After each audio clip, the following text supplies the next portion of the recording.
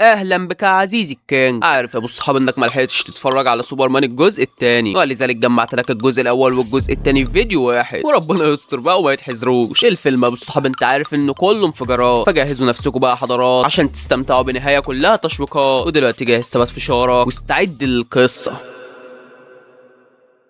وبيبدأ الفيلم بالطفل بروس جوتام اللي بيحكي عن أسوأ فترة عاشها في حياته، لأن في الفترة دي أبوه وأمه اتقتلوا. كانوا رايحين يسهروا زي أي عيلة ومبسوطين، وفجأة المجرم ده ظهر لهم ورفع عليهم سلاح. الأب حاول يتعامل معاه ولكن الواد خبطه بطلقة. الأم مسكت إيده عشان تبعده عن ابنها، لكن الكلب خبطها هي التانية بطلقة وخلص عليها. بروس بيقف مصدوم، وفي اللحظة اللي هو بيفتكر فيها اللي حصل كان بيجري، وفجأة بيقع في الحفرة دي. ما كانش عارف إزاي يخرج من الحفرة، وبيفتكر أبوه لما كان بيطلع في الروح ونادى على مراته مارسا، ولكن كانت خلاص ماتت. بروس بيفوق وفجأة بيلاقي الخفيش دي حواليه في كل مكان، بتروح عليه ولكن مش بيأذوه يا زميلي، دول بيعملوا دايره حواليه وبيساعدوه عشان يطلع لفوق تاني. بروس بيقول من ساعتها انا عرفت انا عاوز ابقى ايه. وبتعدي السنين وبنشوف بروس اللي بيوصل على مدينه متروبوليس، وبيشوف الفضائيين شغالين بالهجوم عليها. بيحاول يروح على شركته عشان يمشي كل الموظفين قبل ما يموتوا، وفي السكه بيكلم دراعه اليمين يمشيهم. دراعه اليمين بيقول للموظفين اطلعوا بره الشركه بسرعه. بروس بيكون واخدها تشحيط يمين في شمال بالعربيه عشان يوصل لهم، وبيكون هيعمل 100 حادثه في السكه. بيوصل للمكان ده وبيشوف سوبرمان وهو بيحارب الوحش. بروس مش بيركز معاه وبيطلع يجري على شركته. في الوقت ده الصواريخ بتهاجم شركته وما بيكونش فيها غير كبير العمال. الشركه بتتدمر قدام بروس، وبروس بينصدم لان كبير العمال مات هو واي موظف كان في الشركه. بروس بيبص جنبه وبيلاقي موظف من عنده في حديده واقعه على رجله. الواد بيفضل يقول له انا مش حاسس برجلي. بروس بيطمنه وبيشيل الحديده دي من على رجله وبيخلي اتنين يشيلوه من تحتها. البنت دي بتكون واقفه بتعيط على امها، والبتاعه دي بتكون هتقع فوقها، ولكن بروس بيحضر وبينقذها. بيقول لها انت كويسه يا حبيبتي؟ ماما فين؟ بتشاور له على الشركه اللي اتدمرت، فبيعرف ان امها كانت فيها. بروس بيحضن البنت وبيبص لسوبرمان بكل غضب، لانه بدل ما بينقذ المدينه بيدمر حاجات كتير، وده ما اسموش انقاذ. وبعد 18 شهر الشباب دول بيغطسوا تحت المحيط الهندي وبيطلعوا منه الصخره دي. الصخره بيكون فيها ايه؟ بيكون فيها احجار الكريبتون، احجار جايه من كوكب سوبرمان، وفي نفس الوقت هي اكتر حاجه بتضعفه. وبعدها بنشوف الصحفيه لويس بتكون راح تعمل لقاء مع مجرم في وسط الصحراء، والمجرم هو اللي مديها الاذن عشان تجيله. بتقابل المصورات اللي هيروح معاها، والاتنين بيركبوا عربيه المجرمين. المجرمين بيغطوا عينيهم ومش بيشيلوا الاكياس من على عينهم غير لما بيوصلوا لزعيمهم. لويس بتروح تتكلم معاه وبتقول له انت ارهابي مش كده؟ بيقول لها انت ليه شايفاني ارهابي؟ انا بحاول احمي شعبي، انا مش موز، واللي يثبت كلام اني سايب الطيارات بتاعتكم طايره فوقينا دلوقتي وما فجرتهاش. المصورات اللي جاي مع لويس بيطلع الكاميرا بتاعته، ولكن الواد ده بيمسكها وبيقول له وريها لي. بيفتح الكاميرا وبيلاقي فيها الجهاز ده، بيقول له الحق يا ريس الواد ده من الشرطه. الرجاله بيمسكوه والارهابي بيقول للويس احنا فينا من الغدر، بتقول له ما تقتلوش هو ملوش دعوه. الواد ده بيقول لها اسكت انت يا لويس وخليكي بعيد، دول شويه حشرات وقريب قوي الشرطه هتوصل وهتخلص عليهم. الواد ده بيتعصب فبيديله طلقه في نص دماغه. الشرطه بتكون مراقبه كل اللي بيحصل وبيقرروا يتعاملوا. اما الواد ده فبياخد لويس وبيدخل يكتفها جوه، ودراعه اليمين بره بيخلص على رجالته، لان الواد ده خاين اصلا، ولكن مش للشرطه، خاين لجماعه تانية هنعرفهم بعدين بالصحاب. المهم انهم بيخلصوا على رجاله الارهابي وبعدها بيولعوا في الجثث رغم انهم ميتين. هتقول لي ليه؟ هقول لك اتقل وانت تعرف اسماعيل. المهم ان المجرمين بتبعت الصواريخ بتاعتها على المكان، ولكن بيحضر الولد الفنان بينزل لزعيم الارهابيين. هو مين؟ ايوه هو نجم الجيل، اسطوره الابطال الخارقين سوبرمان يا زميل.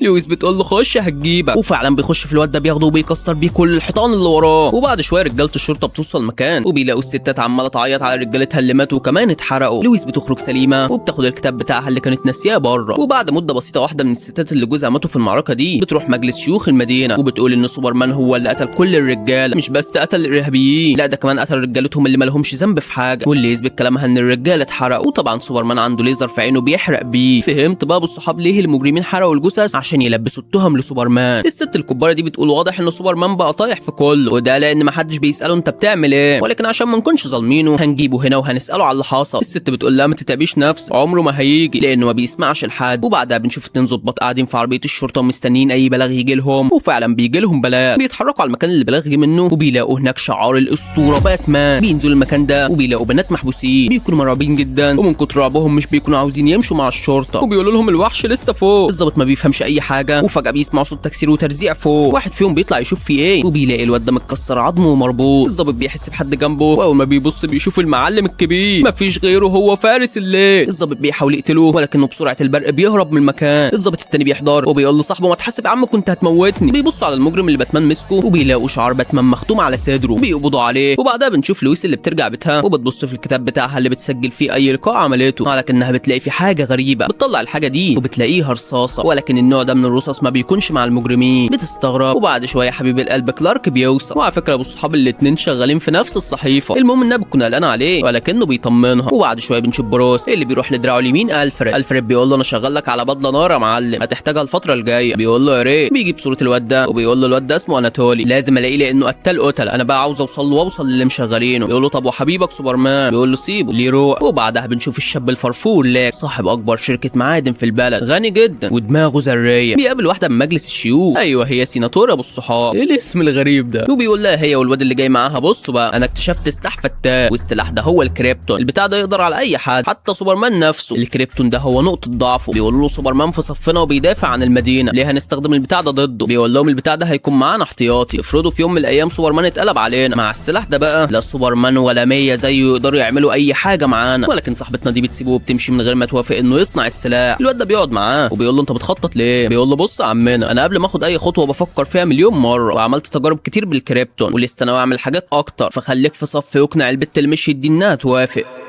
وبعدها بنشوف كلارك اللي بيكون في بيته وبيسمع لقاء للست دي وهي بتتكلم عن سوبرمان، وبتقول انا نفسي اقابله واتكلم معاه وجها لوجه، عاوز ابص في عينه، عاوز اعرف الشخص ده ازاي بياخد قراراته، ولا هو ما بيفكرش اصلا، ما بيفكرش في حياه الناس اللي بتموت بسببه. كلارك بيحس بالذنب، وده لانه فعلا في كل معركه اللي بيبقى فيه خسائر كبيره، ولكن مش هو يعني اللي قتل الناس اللي ماتوا في الصحراء. وبعدها بنشوف الموظف اللي بروس شال رجله من تحت الحديد. الواد بيكون خلاص خسر رجليه بالصحاب وقاعد دلوقتي على كرسي بعجل، بيطلع لتمثال سوبرمان وبيبدا يبوظ فيه. الاخبار بتتذاع على التلفزيون والواد بيتقبض عليه. بيفضل يقول للشرطه انا شغال في شركه بروس واين، ولكن محدش بيسمعه. كلارك بيزعل اكتر، وبعدها بيروح يعمل لقاء مع الست اللي بتتكلم عن سوبرمان، ومحدش يقول لي طب ما هو سوبرمان. بص ابو الصحاب شغله هو اللي عاوزه يعمل معاها اللقاء. المهم انه بيلاقيها عزلت من البيت اللي كانت قاعده فيه. جيرانها بيقولوا له يلا امشي بقى لان الجو ليل. بيقول لهم يعني ايه؟ بيقولوا له يعني هيوصل المرعب فارس الظلام باتمان. وبعدها بنشوف بروس اللي بيروح مباراه القتال دي، وبيكون رايح هناك مخصوص عشان صاحبنا ده بيروح يتكلم معاه في اي حاجه عشان يسيب تليفونه جنب تليفون الواد ده ويقدر يخترقه. الواد بيسيبه وبيمشي بسرعه، وبروس بيكتشف ان الواد ده شغال مع ارهابيين حامين تليفونه جامد. انما كلارك فبيكون قاعد في اجتماع، وفجاه لويس بتدخل لمديرها وبتقول له بص كده على الرصاصه دي رصاصه من اللي كانت في معركه الصحراء. الرصاصه دي مش بتتباع في اي مكان ولا حتى في السوق السوداء، الرصاص ده مش بيكون غير مع الحكومه وبس، فانا بقى عاوز اروح اتحرى عن الموضوع. بيقول لها خلاص يا ست روحي. كلارك بيروح وراها وبيقول لها انت ليه ما عرفتنيش انك هتروح المشوار ده؟ فبتقول له لاني عارفه انك كنت هترفض وانا مش عاوزك تخاف عليا، المشوار هقضيه سريع سريع وهرجع. المدير بيوصل وبيقول لكلارك بقول لك ايه، في حفله هتتعمل النهارده وهيحضر فيها الواد اللي اسمه ليكس ده، عاوزك تروح لحفله وتغطي الحدث. وبعدها بنشوف ليكس اللي بيكون قاعد وصاحبتنا دي بتجيله وبتقول له رخصه استيراد المعادن اللي انت عاوزها انا مش موافقه عليها، المعادن اللي انت عاوز تدخلها البلد دي انت ناوي بيها على الخراب وانا استحاله اوافق عليها. الواد بيتعصب وبيقول لها طب خدي بالك من نفسك بقى، تاخدي مشروب؟ فبتقول له خليهولك. بيقول لها يا ست ماشي بس قولي لي ايه رايك في اللوحه دي، الناس كلها فاكره الشياطين بتطلع من تحت الارض وبس، ما يعرفوش ان الشياطين بتنزل من السما كمان. كلامي ده مش هتفهميه دلوقتي. وبعدها بنشوف بروس اللي بيروح يزور قبر امه وابوه، وفجاه بيلاقي سائل غريب خارج من القبر، بينصدم ومره واحده الوحوش دي بتطلع من القبر وبتهاجمه. بروس بيصحى مخضوض وبيقوم ياخد برشامه مهدئه. وتاني يوم بيروح لالفريد وبيقول له انا شاكك في الواد اللي اسمه ليكس ده ان يكون هو الراس الكبيره وهو اللي مشغل اخطر المجرمين عنده، عشان كده احنا عاوزين نعرف كل حاجه عن الواد ده. بيقول له الواد ده عنده حفله بالليل اخينا، ممكن انك تروح هناك وتخترق الاجهزه بتاعته. وبالفعل بروس بيستعد عشان يروح الحفله، وعلى بالليل بيوصل وكلارك بيستغرب لما بيشوفه. انما في الحفله جوه فاليكس بيطلع يقول كلمتين، بروس بيكون واقف يسمعه، وفجاه بيشوف البنت دي ودي بقى اسمها ديانا. بروس بيركز معاها وبعدها بينساها وبيكلم الفريد وبيقول له يا معلم امشي ازاي. الفريد بيكون معاه مخطط المكان وبيعرف بروس يمشي ازاي عشان يوصل للاجهزه اللي في المكان. طبعا كلارك بيسمع كل اللي داير ما بينهم بسبب حاسه السمع القويه بتاعته، وفي نفس اللحظه المساعده بتاعت ليكس بتاخد بالها من بروس. بروس بيروح عند اوضه الطاقه وبيحط فيها الجهاز ده عشان يخترقها، ولكن البنت دي بتجيله وبتقول له اقدر اساعدك؟ فبيقول لها لا شكرا انا بس كنت رايح الحمام، ولكن الظاهر اني توه، على العموم روح انت وانا جاي. الفريد بيقول له طب يلا اخلع انت يا معلم لحد ما الجهاز يحمل. وفعلا بروس بيطلع على فوق وكلارك بيروح يسلم عليه وبيقول له ايه رايك في الواد الهيتي اللي اسمه باتمان ده اللي عامل لك فيها انه بيحارب الجريمه؟ بيقول له مش الصحيفه اللي انت شغال فيها بتاعتي برضه ولا بتاعت حد تاني؟ بيقول له مش مهم، المهم بس ايه رايك في المجرم اللي مخوف الناس ده؟ بروس بيتعصب ولكن بيمسك نفسه وبيقول له ما تصدقش اي حاجه تسمعها يا ابني. بيقول له انا ما سمعتش، انا شفت بعيني، تافه ده فاكر نفسه فوق القانون. بيقول له لا الموضوع مش كده خالص، انت بس اللي مش طايق. طايقه لانك بتطبل للمهرج بتاعك اللي اسمه سوبرمان. مش انت برضك اللي بتنزل كل اخباره؟ كلارك بيغضب ولكن هو التاني بيمسك نفسه. ليكس بيوصل وبيقول لهم يا محاسن الصدف انتوا الاتنين هنا ازيكم يا رجاله، ما شاء الله كل واحد فيكم ايديه مرزبه، اوعوا في يوم من الايام تتخانقوا مع بعض، ده الدنيا تتدغدغ. في الوقت ده الفريد بيكلم بروس وبيقول له الجهاز خلص انزل هاته يا معلم. وبالفعل بروس بينزل تحت وكلارك بيروح وراه، ولكن فجاه بيشغل انتباهه الاخبار اللي شغاله وبتتكلم عن حريقه حاصله والناس كلها خرجت من المبنى ما عدا بنت واحده. انما بروس فبيروح يجيب الجهاز بتاعه ولكنه مش بيلاقيه. بيبص جنبه وبيعرف ان صاحبتنا دي هي اللي خدته. بيروح وراها وبيقول لها استنى يا مسكر، ولكنها مش بتسمع له وفي غمضه عين بتختفي من قدامه. بروس بيخرج بره وبيلاقي خدت العربيه بتاعته ومشي. بيتعصب جدا وفي نفس اللحظه دي كلارك بيكون راح على المبنى اللي فيه الحريق وانقذ البنت. بيرجعها لاهلها والناس كلها بتحط ايديها على جسمه وبتشكره. الاخبار بتبدا تتكلم عنه اكتر ومنهم اللي بيقول انه بالفعل منقذ المدينه ومنهم اللي شايفه خطر كبير عليهم، والاخبار بتفضل رايحه جايه على كلارك بيتخنق من كل ده فبيتصل بامه وبيكلمها يطمن عليها وفي نفس الوقت عشان يسمع صوتها وينسى كل المشاكل اللي حواليه. انما لويس فبتروح لواحده صاحبتها تفحص لها معدن الرصاصه وبتعرف ان اللي صنع الرصاصه ده وباعها للشرطه هو ليك صاحب اكبر شركه معادن، وساعتها بتعرف انه زي ما مدي للشرطه الرصاص ده مدي برضه لرجالته. انما كلارك فبيعمل سيرش على باتمان وبيعرف انه لما بيمسك اي مجرم بيختم على جسمه الشعار بتاعه، والمجرم اللي بيدخل السجن وبيكون مختوم بالشعار ده بيموت. انما الشاب ده فاليكس بيبعت المساعده بتاعته تدفع له الكفاله، والواد اول ما بيروح بيلاقي ليكس مستنيه وبيقول له انا جبت لك كرسي متطور جدا، مش كده وبس ده انا كمان هخليك تاخد حقك من سوبرمان بس تعمل اللي هقول لك عليه. وبالفعل الواد بيروح يقابل سيناتور وبيقول لها سوبرمان هو السبب في حالتي دي، انا عاوز اخد حقي منه. اما المجرم اللي باتمان حط عليه الشعار بتاعه من قريب والصحاب فبمسافه ما بيدخل الحجز الواد ده بيجي له وبيخلص عليه، بيموت زيه زي اي حد شعار باتمان اتحط على جسمه. انما لويس فبعد اللي عرفته بتتعصب وبتروح تتكلم مع واحد من مسؤولين البلد وبتعرفه اللي حصل ولكنه مش بيساعدها. الدنيا بتسود في وشها. ومن ناحيه تانيه كلارك بيكتب اسوأ الكلام عن باتمان ولكن صاحب الجريده بيزعق له وبيقول له يا جدع سيبك من الشخص ده واكتب عن حاجه تجيب لنا مبيعات. كلارك بيتعصب وما بيكونش عارف ازاي يثبت للناس ان باتمان ما بيطبقش العداله ولا حاجه. اما ديانا فبتكون في الحفله دي وبتقف قدام تحفه فنيه بقى لها 100 سنه او اكتر، وفجاه بيدخل عليها المعلم بروس وبيقول لها مساء الفل يا مسكر، في الجهاز بتاعي مش عيب تسرقيه؟ بتقول له بذمتك لو حرامي سرق حاجه من حرامي تاني يبقى دي اسمها سرقه؟ على العموم في صوره تخصني عند اللي اسمه ليكس ده وانا اخدت الجهاز بتاعك اللي عليه البيانات عشان امسح الصوره، وعلى العموم يا سيدي الجهاز سبتهولك في عربيتك، اسيبك انا بقى سلام. وبالفعل بروس بيروح ياخد الجهاز وبيرجع المختبر بتاعه، بيبدا يفك التشفير من عليه، ولما بيكون مستني التشفير يتم بينام غصب عنه وبيبدا يحلم ان الارض كلها اتدمرت سوبرمان بقى شغال مع الاعداء وبيخلي الرجاله اللي بتساعده تقتل كل اتباع بروس بينزل فيهم تخبيط بكل غباء عشان يقتلهم ويجيب حق رجالته، ولكن الكتره بتغلب الشجاعه وبيقدروا يمسكوه بيودوه المكان ده. وبعد شويه كلارك بيجي له وبالليزر بتاع عينه بيخلص على الاثنين المربوطين جنبه، بيشيل قناع من على وشه وبيقول له هي كانت العالم بتاعي وانت خدتها مني وزي ما خدتها مني هاخد روحك. بروس بيفوق وهو مخضوض وفجاه بيلاقي فلاش قدامه وبيقول له لويس يا اسطى لويس هي دي المفتاح، دور علينا عشان لازم تلاقينا. وفجاه بروس بيفوق من الحلم اللي جوه حلم ده وبيلاقي التشفير خلص، بيبدا يفتحه وبيشوف معلومات عن سفينه كبيره جايه البلد والسفينه دي تخص ليكس. بروس بيقعد مع الفريد وبيقول له انا واثق ان السفينه دي هيكون عليها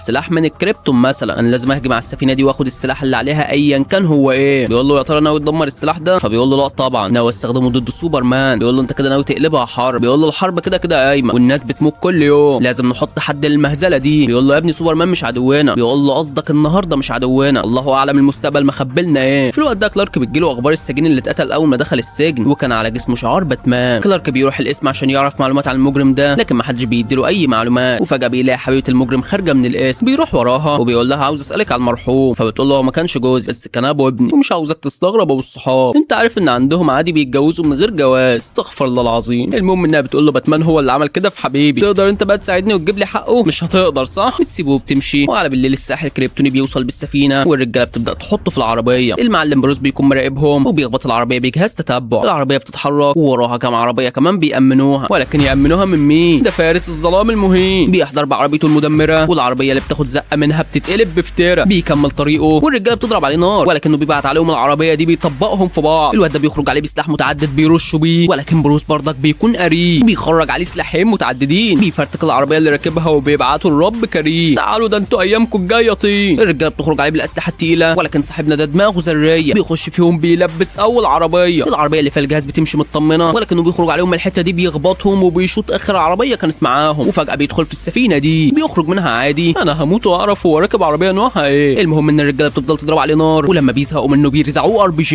ولكن الواد فنان محدش قادر عليه. بياخد غرزه في الحته دي وفجاه بيلاقي نجم الجيل قدامه المعلم سوبرمان. العربيه بتلمس جسمه بس فبتتنطر في الحته دي وبتولع. سوبرمان بيروح يكسر بيبان العربيه وبيقول له اسمع يالا، المره دي انا جيت احذرك، ولكن المره الجايه مش هاجي في تحذير، خليك في حالك وامشي جنب الحيطه يا كبير. بيكون ماشي، ولكن بروس بيقول له قول لي يا بطل، هو انت بتنزف يعني اتعورت قبل كده؟ كلارك بيمشي وبروس بيقول له ما تقلقش قريب هتنزف. بيرجع المختبر بتاعه، انا هموت واعرف العربيه مكمله بيه ازاي. المهم انه بيفتح الجهاز ومن خلال الGPS اللي حطه في التريلا بيقدر يعرف مكان السلاح، والسلاح بيكون في شركه ليكس بيفتح السلاح، ايوه هو سلاح كريبتوني. وبعد شويه صاحبتنا دي بتطلع في لقاء وبتقول احنا عاوزين سوبرمان يحضر بكره في مجلس الشيوخ، لان الناس اللي تعرضوا لخسائر بسببه عاوزين يواجهوه بالكلام ده. احنا بقى عاوزين سوبرمان يجي يشوف هل هيدافع عن نفسه ولا هيعترف باللي عمله، وهنشوف برضك هو بيحترم قوانين البلد اللي عايش فيها ولا لا. كلارك بيروح لامه اللي بتطمنه وبتقول له انت مش مجرم، انت عشت طول عمرك بتحمي البلد دي، وخليك كده على طول يا ابني وما تتهزش من كلام اي حد. اما الست دي فبتكون رايحه على بيتها، ولكن بتلاقي رجاله ليكس مستنيينها، وساعتها بتقرر ما تنزلش من الاتوبيس. بتروح لسيناتور وبتقول لها انا كدبت عليك لانهم هددوني، انا كنت فاكره سوبرمان هو اللي قتل الرجاله، ولكن لما اكتشف الكلاب هددوني عشان ما اعترفش، سوبرمان بريء. وفي نفس الوقت ده لويس بتقعد مع الضابط ده اللي بيقول لها معاكي حق، الكلب اللي اسمه ليكس هو ورا اللي حصل في الصحراء، وكان قاصد يعمل كل ده لان ابن الكلب كان عارف ان سوبرمان هيحضر. عرف ازاي بقى الله اعلم. المهم انه قصد يلبس سوبرمان تهم ما عملهاش. لويس بتنصدم وبتقرر تروح تقابل كلارك، بتروح تكلم رئيسها وبتحكي له اللي حصل، وفجاه بتشوف الست دي نازله المترو ووراها القاتل، ولكن هي ما بتركزش مع القاتل عشان عينيها بتكون على الست. في نفس الوقت بتكون سيناتور داخله القاعه وهي واثقه ان سوبرمان بريء، ولكن ليكس بيقابلها بره وبيقول لها ايه ناويه تقفي في صف سوبرمان؟ بس مش هتلحقي، افتكري اني حذرتك قبل كده. وفي نفس الوقت ده الكل بيهتف بصوت عالي لان سوبرمان حاضر، ومحدش كان متخيل انه هيحضر الجلسه اصلا. اما المجرم ده فبيستنى المترو يجي، وفي اخر لحظه بيزق البت دي بيهرسها تحته. في نفس اللحظه برضه كلارك بيدخل القاعه والسيناتور بتقول له ده الشخص اللي اتاذى بسبب ده، غير الست اللي طلعت من فتره وقالت ان الرجاله اللي اتقتلوا في الصحراء اتقتلوا على ايدك برضه، ولكن النهارده بقى انا هكشف الحقيقه. بتكون لسه هتتكلم ولكن بتبص جنبها وبتشوف المشروب المفضل عند ليكس، بتنصدم ودماغها بتفضل تودي وتجيب، وبتقول يا ترى ليكس هيعمل حاجه فعلا ولا لا. بتلقلق في الكلام، وساعتها كلارك بينصدم وهو التاني بيحس ان في حاجه مش مظبوطه بتحصل. هو وسيناتور بيبص الواد اللي قاعد على الكرسي المتحرك، وفجاه الكرسي بينفجر في المكان كله. القنبله بتكون ضخمه وعشان كده محدش في المبنى بيستم من اللي حصل. كلارك بيكون واقف في مكانه مصدوم والدموع ماليه عينيه، لانه لو كان بص حواليه اول ما دخل كان اكتشف القنبله. بروس راخر بيشوف الاخبار وبيكون متعصب جدا، وبعد شويه الشرطه بتنقذ كل الناس اللي اتاثروا بالانفجار، وكلارك بيعمل اللي عليه وبيخرج باقي الناس اللي جوه سواء بقى مصابين او خلاص ماتوا. وبيكون في منتهى الحزن وبيطير من المكان. وعلى بالليل ليكس بيروح على شركته وبيلاقيها متدشمله بالصحاب. ليكس بيبص في الكاميرات وبيعرف ان اللي عمل كل ده هو باتمان.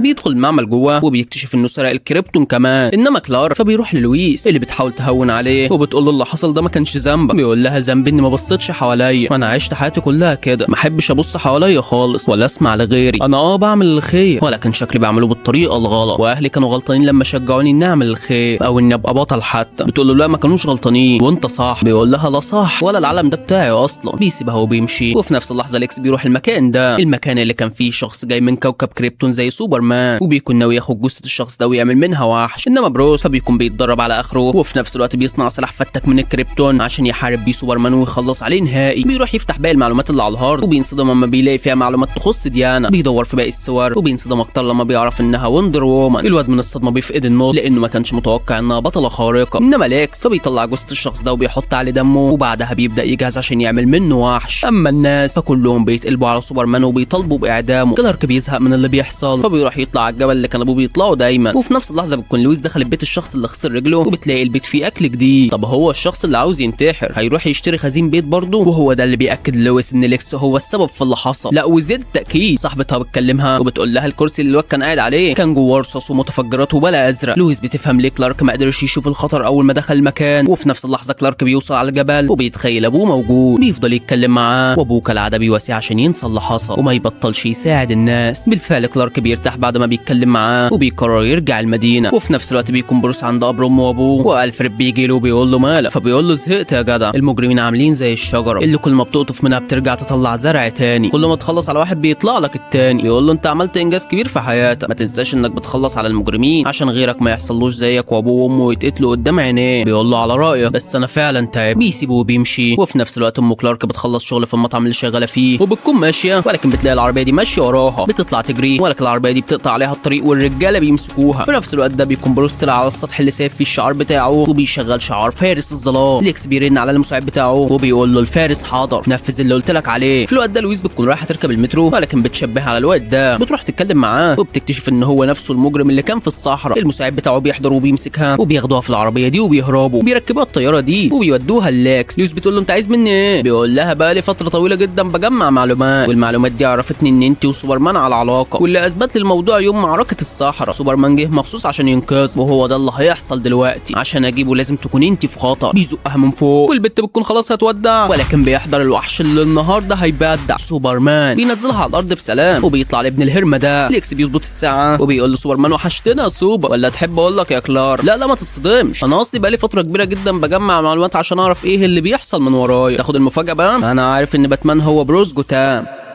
المهم يعني ان عايزك تخلص لي على بروس. بيقول له ايه اللي يخليني اعمل كده؟ بيقول له اعمل كده عشان حبيبتك ما تموتش. بيقول له حبيبتي خلاص انقذتها. بيقول له لا مش قصدي دي، انا قصدي الست الوالده، بص كده على صورها حلوه ازاي. رجالتي بيعذبوها دلوقتي. كلارك بيغضب وبيقول له عرفني مكانها بدل ما اخلص عليك دلوقتي يا كلب. فبيقول له على الطلبات ما اعرف، انا قلت لرجالتي ما تعرفنيش مكانها عشان عامل حسابي انك ممكن تعذبني وتعرف مني مكانها. اسمع بقى، امك اللي اسمها مارسا دي هتموت لو انا ما كلمتش رجالتي وقلت لهم يسيبوها، والمطلوب منك دلوقتي انك تقتل باتمان وبعدها تجيلي وانا هسلمك امك. صحيح انت كان معاك ساعه وضيعت ربعها في الهري والكلام الفاضي ده. يلا بقى يا معلم، روح اقتل الخفاش الليل ده وتعالى لي. وفي الوقت ده بالصحاب بتكون في طاقه هائله عامه في المدينه والكهرباء مش مستقره. انما كلار فبيروح للويس وبيقول لها انا لازم اقابل اللي اسمه بروس ده عشان اخليه يساعدني ونعمل خطه على ليكس، لان ده لو ما حصلش فهضطر اقتل بروس. فعلا العالم ده ما بيخليش حد يفضل طيب زي ما هو. بيسيبها وبيمشي. وفي نفس اللحظه بتكون ديانا قاعده بتجهز عشان تسافر. بتجيلها رسائل على الايميل، واول ما بتفتحها بتلاقيها من بروس باعت لها الصوره اياها وبيقول لها انت مين بقى. بيكون سايب لها ملف كمان، والملف ده فيه فيديو للبطل الخارق فلاش، والفيديو التاني بيكون فيديو للمعلم الكبير اكوامان، والفيديو التالت لدكتور مجنون بيعمل تجارب على نص جسم بني ادم. ديانا بتنصدم. وفي الوقت ده لويس بتروح على الجريده وبتقول له رئيسها انا عاوزه طياره هليكوبتر دلوقتي. بيقول له احنا معانا فلوس منين نجيبها لك؟ بتقول له اجرها يا عم اخلص قبل ما البلد تتدمر. بالفعل بيطلب لها طياره. انا اسمع عن حد بيطلب اوبر، انما اول مره اسمع عن حد بيطلب طياره هليكوبتر. المهم في الوقت ده كلارك بيروح لبروس وبيقول له اسمعني كويس، لازم تحط ايدك في ايدي لان ما بيكملش كلمه لان، وده بسبب ان بروس عمل له فخ. كلارك بيكسر غطا البلاعه نصين وبيكسر بيها الاجهزه اللي حواليه وبيقول لبروس اسمعني. فبيقول له انا مش هسمع، انا هدكك هنا. فبيقول له طب اركن يا عمنا. الاسلحه دي بتطلع عليه وبتنزل رش فيه، وساعتها بيغضب والليزر اللي في عينه بيسيح كل الاسلحه اللي حواليه، وبما انه خلاص اتعصب فهيدخل يدغدغ بروس. بيكسر بيه الكشاف اللي فرحان بيه، ولكن بروس بيرمي عليه قنبله الدخان دي وبيظهر من ظهره وبيخبطه بقنبله تانية. كلارك بيصدها ولكنها بتنفجر في ايده، بتكون ماده من الكريبتون. كلارك بيتخنق ومش بيكون قادر ياخد نفسه بسبب الماده دي، بيدوخ وبيفقد قوته بشكل مؤقت. بروس بيستغل الفرصه وبيدخل يخبط فيه، والواد للامانه بيعميه ومن الاخر مش بيسمي عليه، تحسه بينتقم منه عشان واكل ورث. لكن الوحش بيفوق له وبيروح عليه. بروس بيمسكه وبيفضل يخبط فيه، ولكن ولا ضربه بتقص، خلاص فقلك وما بقاش يهزر. بروس بيقول له استهدى بالله اخينا، ولكنه بياخده وبينزل بيه الدور اللي تحتينا وبيكسر بيه كل الحيطان اللي في المكان. ولكن بروس بيجهز قنبله دخان كمان. كلارك بيروح عليه هيجان، لكن بروس بيخبطه بالقنبله. كلارك بيتخنق وبروس بيشيل الحوض ده وبينكته بيه. كلارك بيغمى عليه وبروس بيشيله من المكان ده بيرميه. بينزل وراه وبيربطه من رجليه وبيفضل يجرجره، بيدغدغ في عظمه وبياخد صولجان الكريبتون وبيروح عليه. وفي نفس اللحظه لويس بتوصل مكان. بروس بيعور كلارك بالصولجان وبيكون خلاص هيقتله، ولكنه بيقول له سيبني عشان اروح انقذ مارسا. بروس بينصدم وبيفتكر امه وكل اللي حصل لها هي وابوه زمان. بيقول له ايه اللي خلاك تقول الاسم ده انت؟ لويس بتوصل وبتقول له ده اسم امه، الكلب اللي اسمه ليكس خاطفها وكلارك لازم يقتلك عشان ينقذها. بروس بيهدى وبيرمي الصولجان بعيد. بيكون فاضل 10 دقايق والساعه تخلص والرجاله بتجهز عشان تقتل الحاجه. في نفس الوقت بروس بيقوم كلارك وبيقول له عاوزك تروح على الكلب اللي اسمه ليكس وما تقلقش بوعدك اني هنقذ امك. وفعلا كلارك بيصدقه وبيروح هو على ليكس. اما لويس فبتاخد الصولجان وبتروح ترميه في اي داهيه. في نفس الوقت ده الرجاله بتكون هتخلص على الحاجه، ولكن بيحضر اللي دماغه شده. الرجاله بتهاجمه بالاسلحه ولكن لا بيفرق معاه ولا بنادق ولا رشاشات. بيدخل عليهم سخنان وفاتح صدره للمعارك حضارات. الرجاله بتكون مستنيه جوه المبنى وواقفين ورا الباب، ولكنه بيطلع عليهم من تحت الارض وبيبدا يرشهم ابو الصحاب. بيطوح فيهم واحد ورا التاني، واللي بيلاقيه زعلان بيشغل له اغاني. الواد ده بيكون هيخبطه بقنبله ولكنه بيطير عليه صاحبه والقنبله بتنفجر فيهم هما الاثنين. اخينا ده بيدخل يكمل ضرب في الرجاله، واللي بيقف قصاده بالكنديت وخبطه يا زماله بيسويهم على الجنبين وبيحدف عليهم الصندوق ويرجع زوق. الرجاله بتتكتر عليه بس مش بيعرفوا غير بس يخبطوا بسكينه في كتفه، ولكنه بيقوم عليهم من تاني وبيشرح فيهم بكل غباء. بيتبقى الاثنين اللي جوه دول، بيدخل على اول واحد فيهم بيمسكه وبياخد منه الرشاش، بيرفع الرشاش على التاني اللي بيقول له انا مش هقتلها بس سيبني امشي. بيقول له انت لا هتقتلها ولا هتمشي. بيخبط طلقه في الانبوبه اللي معاه، وقبل ما النار تملى المكان بيكون واخد الحاجه وخارج بيها. هم بيخرجوا ولكن الباقيين بيموتوا. بروس بيقول لمارسا ما تخافيش انا صاحب ابني. يقول ربنا ينصركم يا ابني. في نفس الوقت ليكس بيبص على المنبه وبيلاقي الوقت خلص، وفجاه بيحضر سوبرمان المهين. ليكس بيقول له اتاخرت يا زميل، زمان امك ماتت دلوقتي، ده حتى الرجاله بتتصل عشان تسمعني خبر موتها. بيرد ولكن اللي بيكلمه في التليفون بيكون الوحش اللي ما بيريحش، فارس الظلام، وبيقول له رجالتك ماتت يا هلس وفاضل انت. كلارك بيقول له خلصت يا هاتيا انت خسرت. بيقول له انا ما بعرفش اخسر وهتشوف. بيقطع الكهرباء في كل حته في المدينه وبيستنى الوحش اللي صنعه عشان يخرج من الحضانه اللي فيها. وبيقول لكلارك ده حبيبه من نفس كوكبه. الوحش بيخرج من الحضانه وشكله هيخربها يا قداره. بيخرج مش شايف قدامه، وقبل ما يخلص على ليكس بيكون كلارك صادد ايديه. بيرجع عليه بواحده في صدره وبينطره بعيد، بس الواد بياخده وبيطير من المكان. بيروح عند تمثال المعلم سوبرمان، ولانه متضايق من التمثال فبيشيل كلارك وبيكسره بيه. الطياره دي بتزاوله فبيطير عليها بيفجرها وبينزل على البرج ده. طيارات كتير بتحوطه، وفي نفس الوقت عربيات الشرطه بتروح تنقذ الست الكباره دي. بروس بيسيبهم وبيروح يكمل العركه، وفي نفس الوقت ديانا بتكون في الطياره وبتشوف الاخبار. بتلاقي الوحش خربها في المدينه ومحدش قادر عليه. ابن الهرمه بيتعصب اكتر فبيعمل طاقه كبيره بتدمر كل الطيارات اللي حواليه. ديانا بتقرر ترجع له، وفي نفس الوقت رجاله الجيش والشرطه مش بيكونوا عارفين يتعاملوا معاه ازاي. بيعرفوا ان سوبرمان خد الوحش والاتنين بيتخانقوا في الفضاء، فبيبعتوا عليهم الصاروخ ده عشان يقتل الوحش. كلارك بيشوف الصاروخ فبيجري يمسك الوحش وبيثبته في مكانه عشان الصاروخ يخترق جسمه. الصاروخ بيخبط فيهم هما الاتنين، والناس كلها بتبص على السماء وبينصدموا من المنظر اللي شايفينه. وفجاه في حاجه زي النيزك بتنزل على الارض بتعمل انفجار كبير، والصدمه ان ده الوحش يا زميل. وبعد اللي حصل له ده بقى اقوى بمليون مره من الاول، وبيقرر يقلبها خراب اكتر. اما سوبرمان فيعتبر كده مات.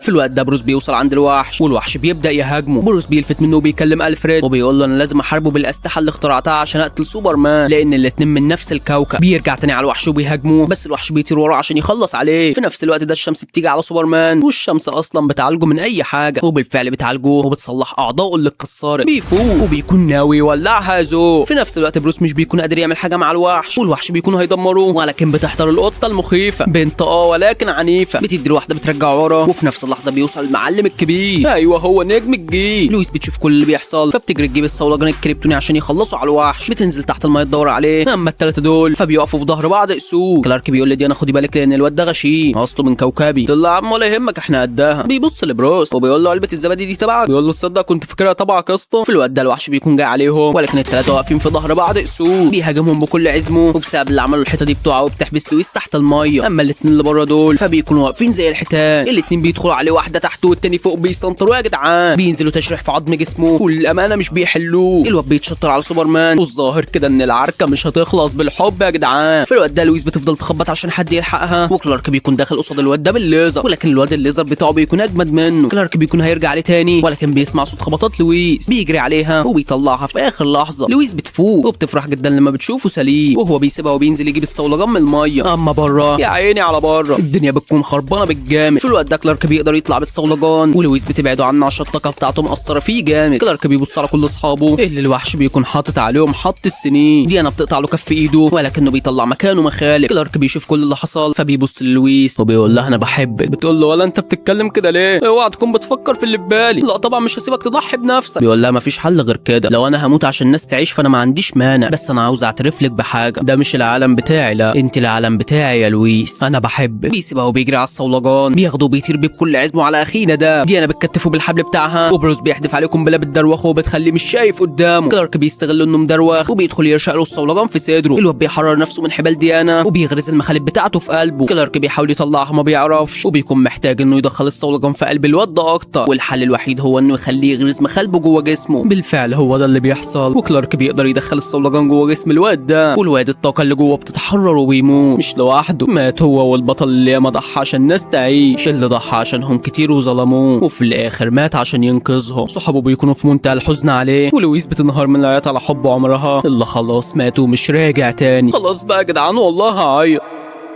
وبعد اللي حصل ده الشرطه بتروح على مقر ليكس وبيلاقوا الوحش ده قدامه. الوحش بيختفي لما بيشوفهم وليكس بينصدم لانه هيتقبض عليه. بالفعل بيتقبض عليه والحكومه بتحلق له على الزيرو. اما الجرايد فبيتكتب فيها 3 اخبار، الاولاني عن موت البطل سوبرمان، والتاني عن موت الصحفي الشجاع كلارك اللي مات وسط الفوضى اللي حاصله في المدينه، والتالت هو القبض على الكلب اللي اسمه ليكس. وبعدها كل اللي بيحب كلارك بيروح يعز امه، ومش عاوزك تنسى انهم ما يعرفوش ان سوبرمان ابو الصحاب. المهم ان امه بتكون في حاله لا تحسد عليها. اما لويس فما بتكونش في الدنيا اصلا. ام البطل بتجيلها وبتقول لها كلارك كان سايب لك المفاجاه دي. بتسيبها وبتخرج ولويس بتشوف الحاجه اللي في الظرف وبتلاقيها الخاتم اللي كلارك كان ناوي يخطبها بيه. بتزعل اكتر وبعدها بيحطوا جثه المرحوم على العربيه الكارودي وبيروحوا يدفنوها. وفي نفس الوقت الجيش بيجيب تابوت فاضي على انه تابوت سوبرمان وبيروحوا يدفنوه، وطبعا بيعملوا له جنازه عسكريه. جثه كلارك الحقيقيه بتدفن في المقابر بتاعه اهله، والصندوق الفاضي بيدفن في مقابر الشرطه، وده لانه كان بيقاتل وبيحمي البلد زي ما الجندي بيعمل بالظبط. اما عند المقابر اللي مدفون فيها فعلا فالناس كلها بتمشي الا لويس بتفضل موجوده. بروس بيكون واقف بعيد وديانا بتجيله وبتقول له الواد ده يتزعل عليه فعلا، بس حركه مستفزه قوي ان الجيش يدفنوا تابوت فاضي. بيقول لها هم كانوا عاوزين يعملوا له تكريم محترم وخلاص. المهم دلوقتي انا عاوزك تساعديني عشان الاقي باقي الابطال الخارقين. انا خذلت كلارك وهو عايش ومش هغزله وهو ميت. لازم نحمي المدينه ولازم نتكاتف لاني حاسس بخطر كبير جاي علينا. وفي وسط ما هم بيتكلموا بالصحاب بتكون امريكا كلها قايده شموع وواقفين حداد قدام القبر اللي معمول للبطل سوبرمان. وبعد يومين حارس السجن ده بيجي ليكس وبيقول له قوم اقف يلا لان المدير عاوز يشوفك، ادي وشك للحيطه بقى عشان اجاك الباشا. وبالفعل بيدي وشه للحيطه ولكن فجاه النور بيطفي وبيشتغل وبيكون الوحش باتمان حاضر في المكان. ليكس بينصدم لما بيشوفه وبروس بيقول له لازم تموت يا كلب، فبيضحك وبيقول له انت عاوز تحط الختم بتاعك على جسمي عشان اول ما ادخل جوه اموت؟ نسيت اقول لك اني عملت فيه عبيط وهبل عشان يودوني مستشفى الامراض العقليه. بيقول له عارف يا حبيبي وعشان كده مجهز لك اللي مستنيك في المستشفى هناك. بيقول له انت فاكرها خلصت يا بروس؟ ما خلصتش، في وحش اقوى من اللي مات راجع، هو هيرجع ولكن صاحبك مش هيرجع يا غلبان. بروس بيتعصب وبيخبط الختم بتاعه بس في الحيطه، بيسيبه وبيمشي والواد بيقول له ما تسيبنيش يا بروس، انت ناويلي على ايه؟ بس مش مهم لاني زي ما قلت لك الوحش جاي لكم، سامعني؟ الوحش جاي لكم.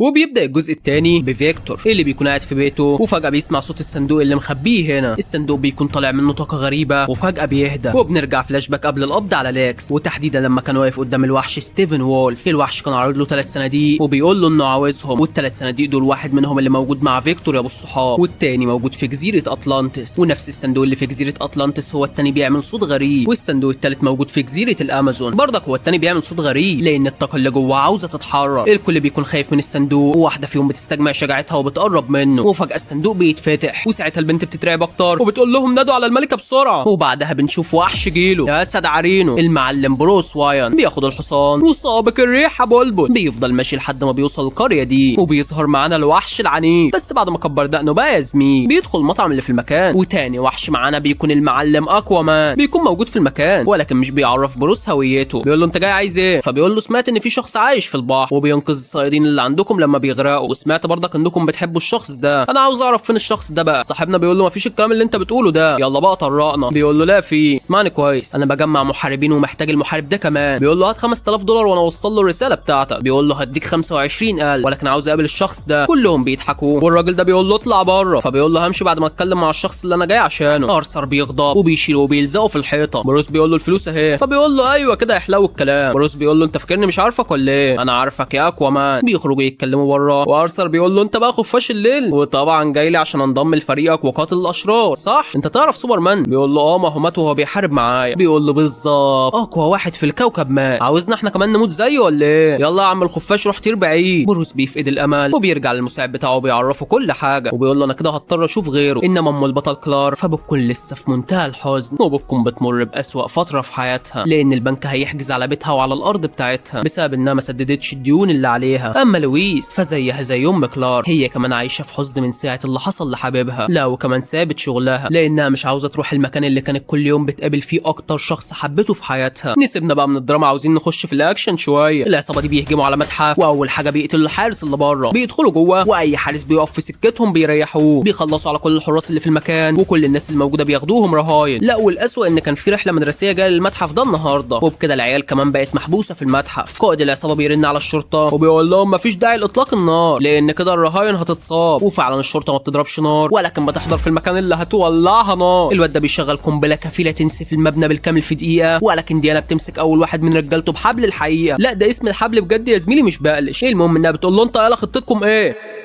بيقول لها احنا ارهابيين وحابسين الرهائن معانا عشان ناخر الشرطه مش اكتر، لان هنفجر قنبله وهنموت الكل، وده لان زعيمنا فاكر ان لما نفجر القنبله هنرجع بالزمن، وقبل ما القنبله تنفجر ب 30 ثانيه بتحضر في المكان الجباره اللي هتدكهم واحد واحد يا قداره. الرجاله بتضرب عليها رصاص ولكنها ولا بتتهاد، بتطوح اول 15 واحد في سكتها واركن انت حالتها، محدش بيسد معاها، والقنبله بيكون فاضل لها 5 ثواني ولكنها بسرعه البرق بتاخد الشنطه وبتطير بيها لفوق، بترمي القنبله في الهواء والقنبله بتنفجر ومحدش بيتضر يا زو. اخينا ده بيضحك وبيفتكرها ماتت وبيكون هيقتل الناس، ولكن بتحضر اللي هتعبيه في اكياس، بتصد اول رصاصه ولكن بتلاقيه بيضرب تاني، ما يعرفش ان ولا طلقه هتيجي فيهم، بتصد كل الطلقات لحد ما السلاح بتاعه بيفضى حضرات. تعالى يا قبل ما يركب الخزنه التانيه بتكون مشيعاه. الشرطه بينصدموا وبيعرفوا ان خلصت الحوار البنت الكفاءه، وفعلا بتكون خلصت الحوار وبتقول للطلاب انتوا بخير يا حبايبي يلا قوموا ما تخافوش. البنت دي بتقول لها هو ممكن في يوم من الايام ابقى زيك، فبتقول لها انت تقدري تبقي اي حاجه انت عاوزاها. اما في مملكتها يا زميل فما بتحضر عشان تشوف ايه اللي حاصل للصندوق، بتقول لرجالتها في حاجه حصلت من اول ما بدا ينور. المساعده بتاعتها بتقول لها لا يا مولاتي، وفجاه الصندوق بينور اكتر، فبيعرفوا ان في حد جاي عليهم والحد ده شر، وفعلا البوابه دي بتتفتح وبتنطرهم بعيد. المخلوقات الشريره دي بتطلع من البوابه وبيكون هدفهم الصندوق. حمصه بيقول واخيرا وصلنا للصندوق، اما انتوا فهتدفنوا هنا. تدفن مين؟ هم بنات ولكن ب 100 راجل يالا. بيبداوا يخبطوا فيهم ورغم قوه الاعداء ولكن ولا بيسدوا. حمصه بيكون رايح على الصندوق ولكن البنات بيفوقوه يا زو، ما بيعرفش يوصل له، والملكه بالحبل بتاعها بتسحبه. بتشوف الجنود بيموتوا قدام عينيها وبتكون عارفه ان محدش هيخرج من هنا عايش. اختها بتقول لها اخرجي بالصندوق لان لو خدوه هيدمروا كل حاجه، وفعلا بتخرج على بره بالصندوق وبتخلي المساعدين بتوعها يقفلوا البوابه عشان الاشرار مش هيقدروا يفتحوها، وبكده الاشرار هيدفنوا في المكان. وفعلا الملكه بتخرج والمكان بيبدا يتهد بالكامل، وبكده كل اللي جوه ما فيهمش حد عايش. الملكه بتدي المساعده بتاعتها الصندوق وبتقول لها روحي على المملكه بسرعه. بتكون حاسه ان لسه الاشرار ما ماتوش، وبالفعل يا زميلي هو ده اللي حاصل. الاشرار بيكونوا لسه عايشين وبياخدوها جري ورا الصندوق، بيبداوا يدمروا في كل الجنود اللي قدامهم، والبنات ما بتقدرش تعمل اي حاجه. الملكه بتروح على الاعضاء عشان تخلص عليهم، وفي الوقت ده حمصه بيكون موجب مع رجالتها وبيتيح فيهم بالجامد. واحد من المساعدين بتوعه بيحاول ياخد الصندوق ولكن البنت دي بتحدفه بسهم والصندوق بيتنطر بعيد. البنت دي بتسحبه بالحبل بتاعها وبتضرب السهم اللي فيه الحبل عشان تبعت الصندوق لحد تاني، وفعلا الملكه بتاخد الصندوق وبتتحرك ولكن الواد ده بيخبطها بالحصان بيوقعها هي والبنت اللي كانت راكبه معاها. الملكه بتجري على البنت عشان تطلعها من تحت الحصان، وستيفن وولف بيروح ياخد الصندوق. الملكه بتخبطه بسهم ولكنه بيصده، وفجاه بيلاقي كل جنودها جايين عليه ولكنه بيفتح بوابه وبيمشي من المكان بسرعه. الملكه بتنسى خالص وبتروح على الجنديه بتاعتها اللي ماتت تحت الحصان، بتزعل عليها جدا ولكن بتكون لازم تتحرك بسرعه عشان عارفه ان ستيفن وولف هيروح على عالم البشر، وعشان كده بتقرر تبعت رساله لديانا بنتها تعرفها اللي حصل. وفي نفس اللحظه حمصه بيرجع على العالم بتاعه وبيكون مبسوط بالصندوق اللي جابه، بيحطه في المكان ده والمكان بيحصل له حاجات غريبه. حمصه بيقول لرجالته روحوا دوروا على الصندوق التاني، لازم نحرر الزعيم دارك سايد.